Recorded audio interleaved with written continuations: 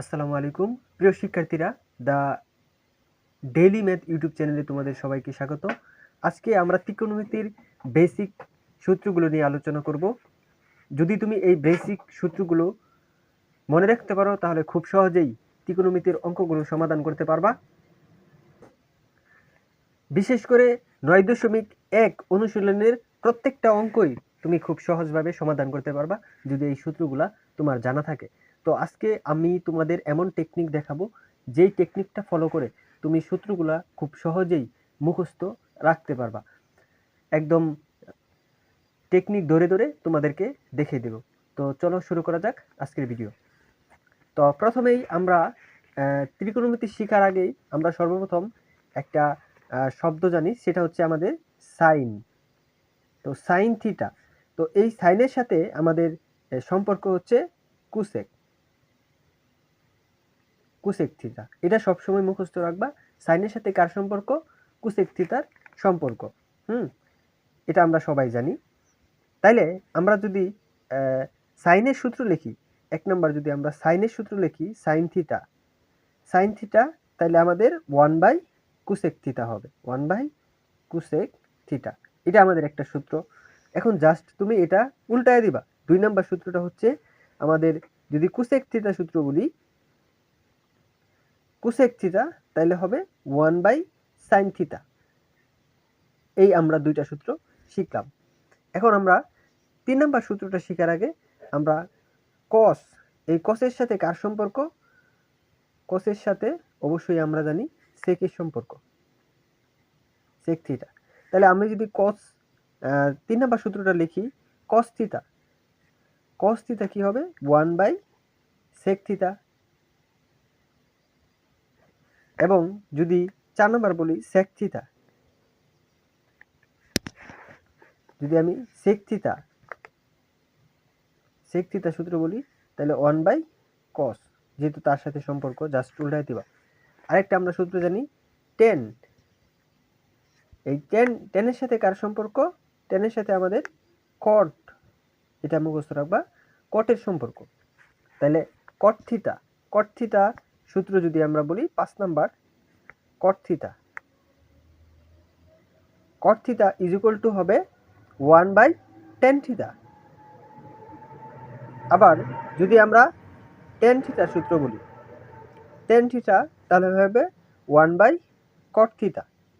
আরেকটা সূত্র তুমি জাস্ট মুখস্থ রাখবা, 7 নম্বর সূত্রটা, এটা হচ্ছে টেন। আরেকটা সূত্র আছে, এই টেন থিটা হচ্ছে sine by cos, sine theta by cos theta, এটা মুখস্থ রাখবা। আর 8 নম্বর সূত্রটা হচ্ছে কট থিটা সূত্রটা হচ্ছে cos by sine, cos theta by sine theta. এই আমার 8টা সূত্র গেল। এখন আমি বাকি সূত্রগুলো, যদি তোমাদের আরও কিছু সূত্র আছে, যে সূত্রগুলো আমি তোমাদের একটা সুষম ষড়ভুজের মাধ্যমে শিখাবো।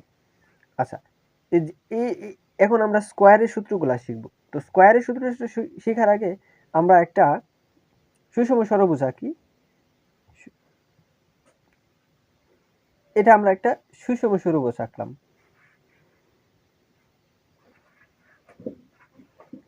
এখন সাইন, এখানে যদি আমরা সাইন স্কোয়ার লিখি, সাইন স্কোয়ার থিটা, তাহলে এটার সাথে কার সম্পর্ক?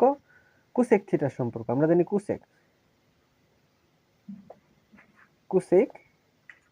স্কোয়ার থিটা আমরা দিতে পারি। এখানে যদি আমরা কস লিখি, কস স্কোয়ার থিটা, তাহলে এটার বিপরীতে কার সম্পর্ক? সেক। আচ্ছা, এখানে যদি আমরা টেন লিখি, টেন স্কোয়ার থিটা, তাহলে হচ্ছে কট স্কোয়ার থিটা।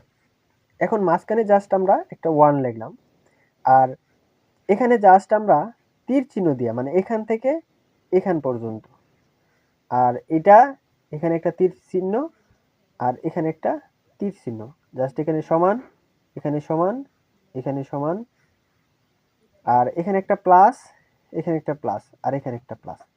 এখন এই সূত্রটা যদি তুমি মুখস্থ রাখে, তাহলে খুব সহজেই তুমি সূত্রগুলো লিখতে পারবা। যখন আমরা 1 নাম্বারটা লিখি, এই তীর চিহ্ন দিয়ে আমরা যাব sin square theta, sin square theta, তারপর কি পড়লো plus cos square theta, cos square theta. তাহলে উপরের দিকে গেলে সমান সমান সমান সমান 1, এই অ্যালগরিদম ধরে। তাহলে এইটাই হচ্ছে মেইন সূত্র। তো এখান থেকে আমরা আরো সূত্র বের করতে পারি। কেমন?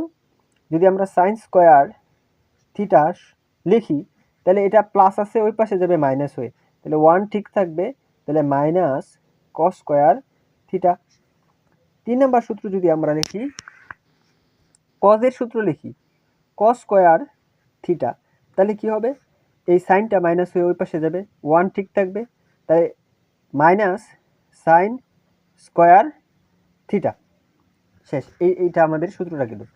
এখন তোমরা জাস্ট কি করবা, এইখান থেকে 1 প্লাস কট স্কয়ার সমান সমান cosec square.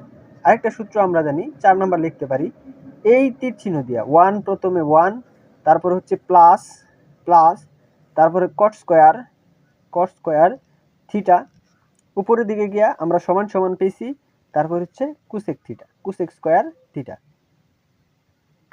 Cosec square theta. তাহলে এখন আমরা এখানে যদি 1টা লিখি, তাহলে এই কটটা ওই পাশে যাবে, তাহলে আমরা 5 নাম্বার সূত্রটা লিখতে পারি, 1 সমান সমান, এটা ঠিকই থাকবে, কোসেক স্কয়ার থিটা মাইনাস কট স্কয়ার থিটা। আবার যদি কট স্কয়ার থিটা লিখি 6 নাম্বার, কট স্কয়ারের সূত্রটা লিখি, কট স্কয়ার থিটা সমান সমান কোসেক স্কয়ার থিটা, তাহলে এটা প্লাস আছে ওই পাশে মাইনাস 1। হ্যাঁ, এই সূত্রগুলো আমাদের গেল। এখন আরেকটা সূত্র রয়েছে, এটা যদি দেখো, এটা যদি আমি একটু দেখাই, এই তীর চিহ্ন tan স্কয়ার প্লাস 1 সমান সমান sec স্কয়ার থিটা। আমরা লিখতে পারি 7 নাম্বার, tan স্কয়ার থিটা সমান সমান 1 প্লাস না tan স্কয়ার থিটা, তারপরে আমাদের প্লাস পড়ছে, plus tan square theta plus 1 সমান সমান sec স্কয়ার থিটা। এটা। এখন আমরা এখান থেকে আরো সূত্র লিখতে পারি, যেমন 8 নম্বর সূত্র যদি tan স্কয়ার থিটা সমান সমান sec স্কয়ার, তাহলে প্লাসের পরে মাইনাস 1, ঠিক না? এটা আমরা একটা সূত্র লিখতে পারি। তো 9 নাম্বার সূত্রটা আমরা যদি লিখি, 1 সমান সমান sec স্কয়ার থিটা, এটা ছিল মাইনাস প্লাস ওই পাশে গেলে মাইনাস tan স্কয়ার থিটা। এই ছিল আমাদের 9 এবং 8, 17টা সূত্র আমরা কিন্তু খুব সহজেই দেখলাম। এখন আমরা আরো কিছু গুরুত্বপূর্ণ সূত্র দেখব, সেটা হচ্ছে আমাদের আমরা একটা টেকনিক মুখস্থ রাখবো, যেই সূত্রগুলো আমাদের দরকার হয়। যেমন সাগরে লবণ অতি, এই লাইনটা আমরা মুখস্থ করে আরো দুইটা সূত্র আমরা শিখব। যেমন দন্তাস্বতে সাইন, তাহলে আমরা সাইন থিটা, লতে হচ্ছে লম্ব, আর হচ্ছে ওতে অতিভুজ। তাহলে সাইন থিটা লম্ব বাই অতিভুজ, তাহলে সাইনের বিপরীতে কি? কোসেক, আমরা জানি কোসেক থিটা। তাহলে কি হবে? অতিভুজটা উপরে হবে, অতিভুজ বাই লম্ব। এই আরো দুইটা শিখলাম একটা লাইন থেকে। এখন আমরা আরেকটা শিখব, টেরালম্ব ভূত।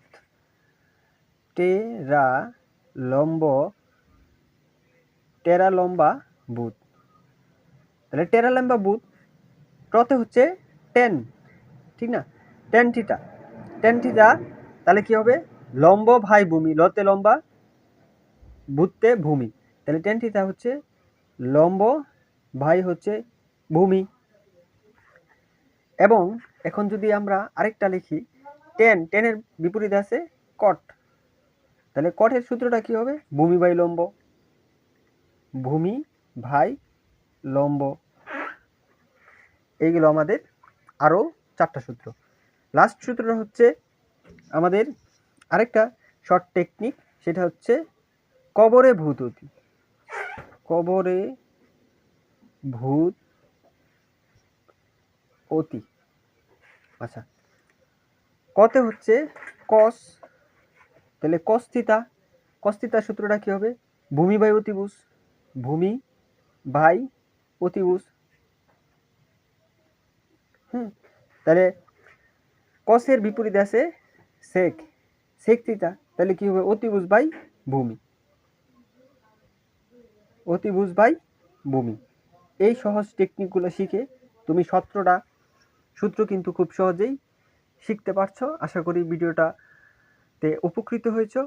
যদি এই সূত্রগুলো তুমি মুখস্থ পারো তাহলে অবশ্যই তুমি এই 9.1-এর সকল ম্যাথগুলো খুব সহজেই সমাধান করতে পারবা।